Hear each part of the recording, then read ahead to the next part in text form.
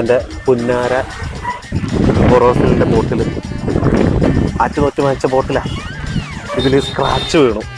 ഇതാ ഇവിടെ സ്ക്രാച്ച്. ഇനി തുറന്നു നോക്കുകയാണെങ്കിൽ ഇവിടെ ഇതെല്ലാം എവിടെ നിന്നാണ് വന്നതെന്നറിയോ?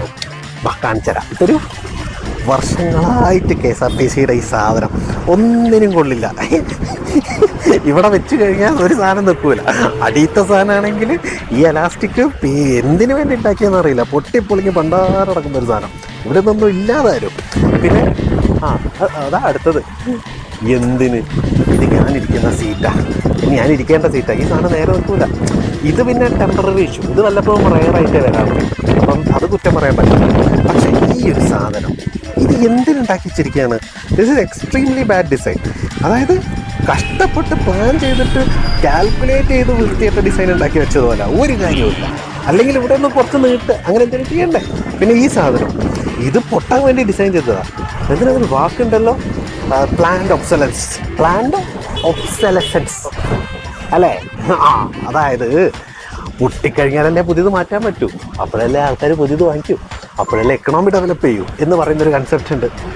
ഈ വണ്ടീൻ്റെ ഏതെങ്കിലും ഒരു സ്ഥലത്ത് ബോട്ടിലിൻ്റെ സാധനം വർക്ക് ചെയ്യുന്നുണ്ടോയെന്നൊന്ന് നോക്കി നോക്ക്. അത് ഈ വണ്ടീൻ്റെ വേണമെന്നല്ല, ഏത് KSRTC കയറ്റി എടുത്താലും ഇത് തന്നെയാണ് അവസ്ഥ.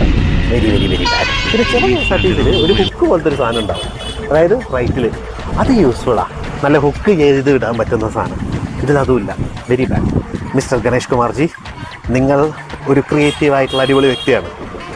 ബോട്ടിൽ വെക്കാൻ നല്ലൊരു സെറ്റപ്പും പിന്നെ സാധനം വെക്കാൻ നല്ലൊരു സെറ്റപ്പും അത് അത്യാവശ്യമാണ്. സീറ്റിൻ്റെ പ്രശ്നം കുറ്റമായിട്ട് പറയുന്നില്ല, റെയറാണ്, അത് വല്ലപ്പോഴും സംഭവിച്ചെന്ന് വരാം. പക്ഷേ ഈ രണ്ട് സാധനം എല്ലാ KSRTCയിലും വെരി വെരി ബാഡ്. ശരിയാക്കുമെന്ന പ്രതീക്ഷയോടെ ബൈ.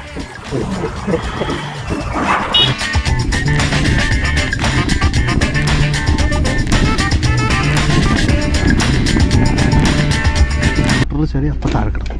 പോയി പുറത്ത്